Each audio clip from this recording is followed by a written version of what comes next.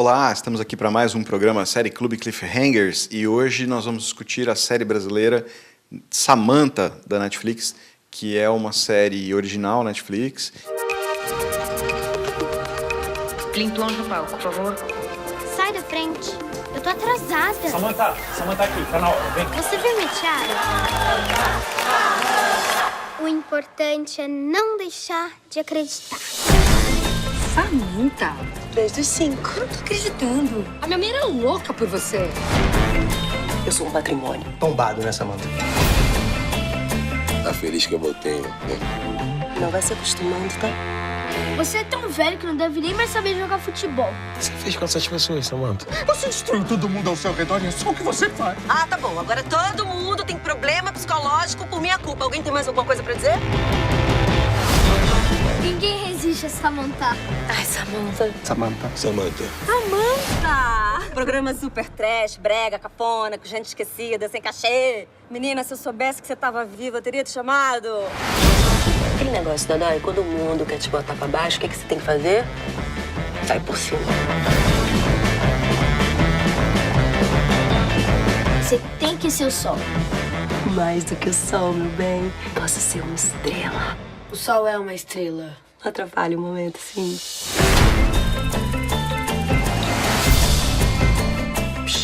Horário, nome. Você não ouviu, não? Isso aqui é só pra internet. E quem está aqui para conversar com a gente são o Luiz Beraldo e a Marina Morato. Obrigado. E o que a gente vai falar hoje é muito interessante, especialmente porque é uma série brasileira que trata especialmente de uma situação brasileira, né? Como é que é a sinopse disso, Marina? A série conta a história da Samantha. Ela era uma atriz de programa infantil mirim, né? Apresentadora? É apresentadora. E aí ela cresceu e a fama não cresceu com ela, né? O programa acabou, mas ela continuou vivendo disso, em cima da fama que ela tinha na época que ela era criança. E a série mostra ela tentando reconquistar esse espaço dentro da mídia, né? É muito interessante. A Emanuele Araújo está fantástica. E é baseado na história da Simone, né? Que ela era do Balão Mágico? Isso. Do Balão Mágico. Não é da sua época, né? Não. Nem da sua, imagino. Pois é, cara. Quando eu estava na minha época de grandes apresentadores de TV para crianças, até quase a minha adolescência não tinha uma figura como a da Samantha, como uma apresentadora ou um apresentador criança. Eram sempre adultos, então a gente tinha, por exemplo, a Angélica, né? Isso acabou mudando depois com o como chama? Aquela que tem O Yudi. Isso, com o Yudi e os apresentadores do programa Bom Dia e Companhia, Bom Dia e do Companhia, SBT. Perfeitamente. O Yudi, Priscila. O Yudi e a Priscila, então... E a menina Maísa, né? A menina Maísa, ela acabou entrando um pouco depois, mas o meu ponto acaba sendo que essa experiência eu acabei não tendo, de ver uma apresentadora crescendo junto comigo, com pouca diferença de idade, ali, 4 ou 5 anos, né, para ser possível. Então é uma série que traz uma experiência diferente, uma visão um tanto diferente. Uhum. Eu tenho praticamente a mesma idade que a Simone. Ela é um ano mais velha que eu. Então eu passei por essa experiência, né, no Balão Mágico. Então. E claramente, assim, as várias das situações que são apresentadas na pele da Samantha tem muito a ver com a história da Simone, inclusive umas piadinhas perdidas pelo roteiro, né? Acho que no primeiro episódio já tem uma piadinha que ela encontra uma na rua e fala assim, me dá um autógrafo, Samantha. Eu chamo Samantha por causa de você. Mas o meu é com Y, sabe? Aí você fica tipo, mas Samantha não escreve com Y. Daí você se liga. E tem umas críticas muito legais. Por exemplo, o ex-marido da Samantha, né, o pai dos filhos dela, é um ex-jogador de futebol também que está tentando sair da prisão agora, está tentando se reinserir também. Aí que é tipo, esqueci o nome, quando tem aquele... o assistente de palco dela é o Cigarrinho, que também, nos anos 80, beleza, mas atualmente, né, você vai... Nos programas da Xuxa, principalmente, né, a gente tinha uma situação engraçada, porque ela tinha um assistente de palco chamado Dengue e um assistente de palco chamado Praga, né? Então, acho que vem um pouco daí. Isso. Nossa, a TV brasileira nos anos 80 é algo que daria para ser explorado de uma forma muito cômica. E isso a série faz muito bem. Explora esse lado cômico da televisão brasileira nos anos 80, que até hoje, assim, é engraçado você assistir. E hoje, acho que é mais engraçado, tem uma relevância de comédia bem maior do que tinha nos anos 80, né? E a série naquela época era normal. Né? E hoje é assim, tão absurdo que se torna engraçado. E a série explora muito bem isso. A série tem um contexto muito bem trabalhado também. O ritmo é muito bom. Para o primeiro episódio, você quer automaticamente ver o segundo, já saber o que vai acontecer. Te dá ali alguns ganchos que prometem bastante coisa para você continuar engajado na temporada. O roteiro é super esperto. Tem piadas assim, pra você falar... me pegou nessa. Tem uma vertente agora que é interessante do audiovisual, e não só do audiovisual, né? A internet tem feito isso muito com a gente, que é dar respaldo para essa ideia de nostalgia. Assim. Então, a gente tem visto muita coisa baseada nos anos 80, 90, justamente por causa do apelo que tem junto a público, junto a consumidores, enfim, de resgatar essas memórias, os sabores, os cheiros, né? Desde, sei lá, voltar a fabricar o chocolate Lolo com a fórmula original, até situações como essa do filme do Bozo, que na verdade não tem esse nome, que se chama Bingo, Rei das Manhãs, né? Porque eles não podem usar a imagem do Bozo, porque o Bozo é de posse de uma empresa americana, enfim. Mas isso até ajudou, porque o fato de eles não usarem o nome Bozo deu muito mais liberdade para eles contarem a história de como realmente aconteceram as coisas com o Bozo. Uhum. E o mesmo caso da Samantha. O fato deles não usarem o nome Simone, usarem o nome Samantha, dá muito mais liberdade para eles trabalharem em cima da história, tanto de maneira fictícia, quanto contando coisas que aconteceram realmente com ela. Uhum. E permite que você faça piadinhas que não necessariamente você vai atrelar com a pessoa que é a origem das histórias. Né? Tipo o Samantha com Y, né? Que exatamente. É genial. Mas tem uma coisa interessante, assim, que é mostrar o quanto essa personagem, especialmente no início da temporada, ela criança e tal, nos primeiros contatos que você tem com ela, o quanto ela é tirânica, né? Assim, é um negócio assustador. Assim, eu achei começa super com a tiara, forte. Né? Nossa, a história dela não encontrar essa tiara é fenomenal. Vocês podem comentar um pouco os personagens, assim, em variedade? Os filhos da Samantha são bem interessantes, principalmente a filha dela, porque a filha dela ela é uma personificação crítica, um pouquinho até caricata, desse momento de problematizar as coisas que a gente está vivendo.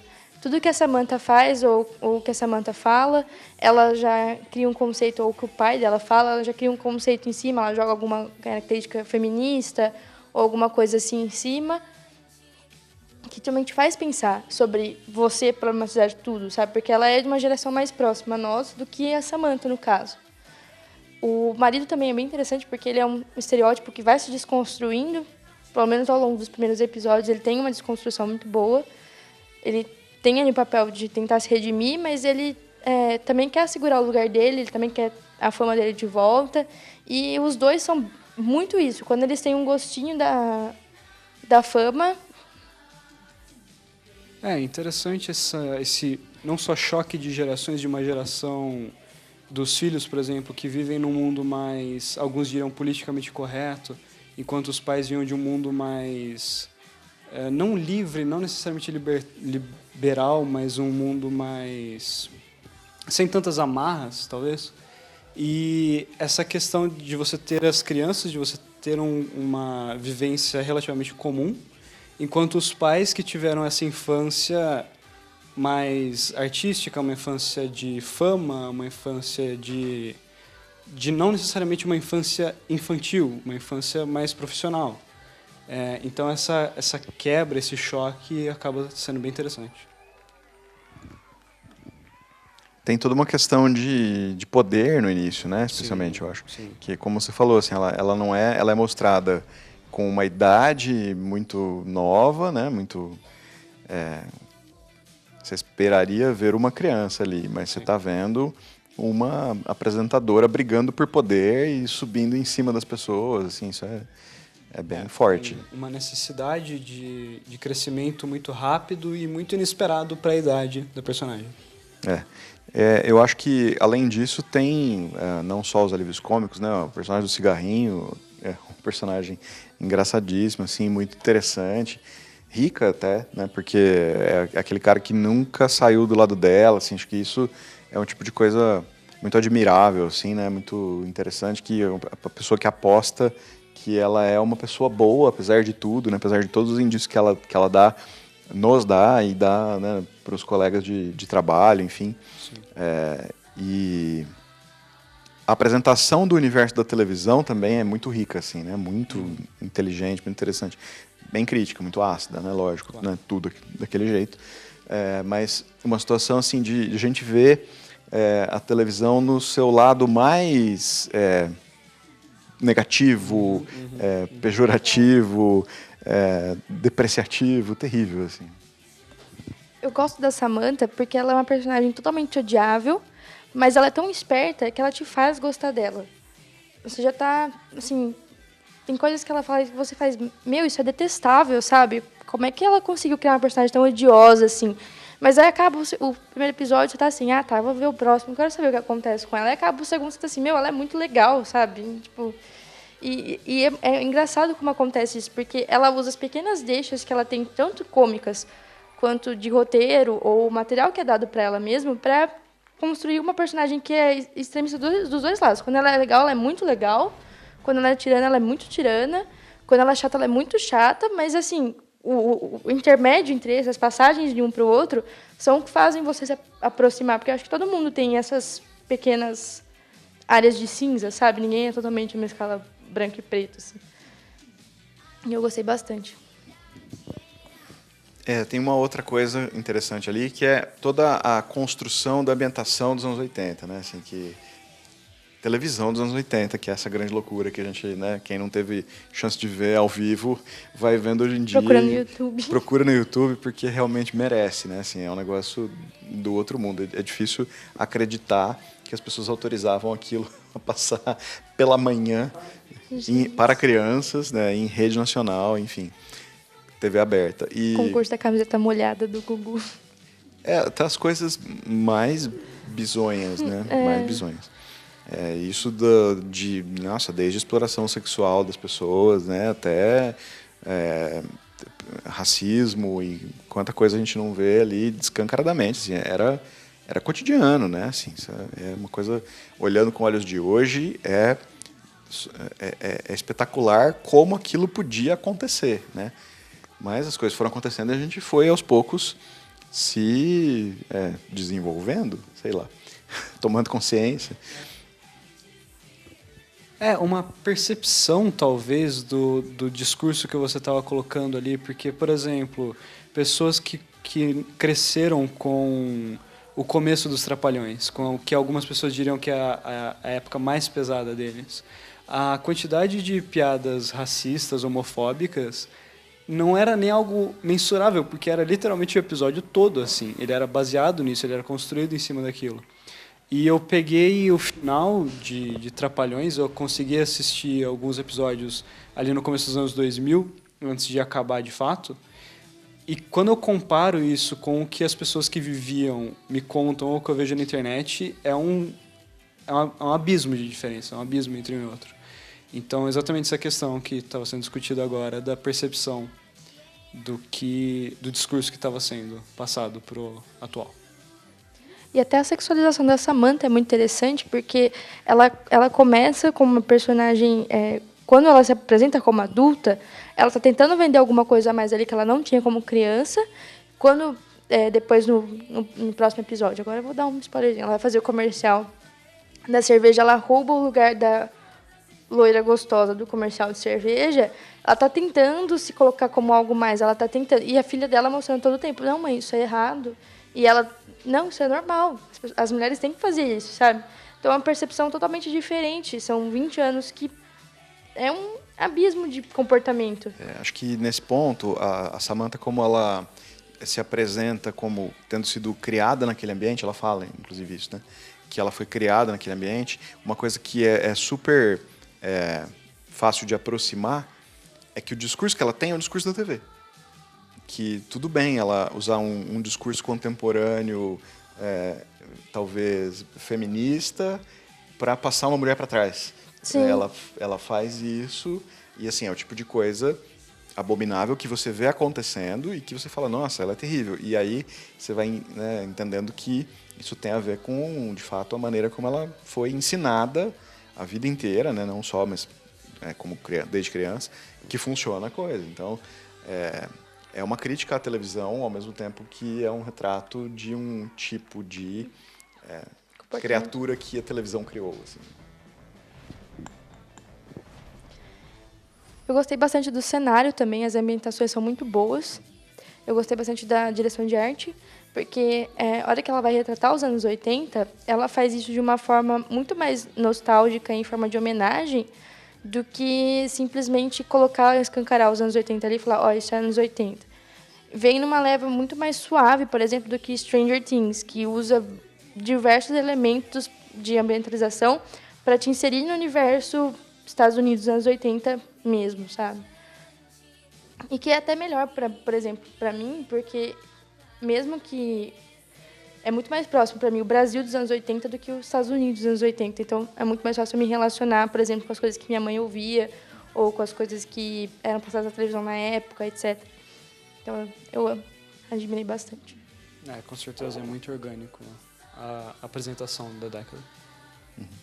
É uma série, acho que, muito rica, merece ser vista, não só porque é brasileira, não só porque é original Netflix e vale a pena prestigiar, mas é um produto que tem qualidade, assim, tem crítica, tem nostalgia, tem mérito, tem boas piadas, é verdade. Eu ri muito assistindo aquilo.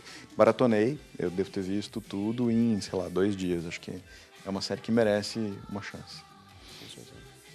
Bom, esse foi o programa Série Clube Cliffhangers de hoje, sobre a série Samantha, original Netflix, uma série brasileira e que merece ser vista. O programa Série Clube Cliffhangers é uma parceria entre a TV Unimap e os cursos de Cinema e Audiovisual e Rádio TV Internet, e também da produtora Preá. Muito obrigado e até a próxima.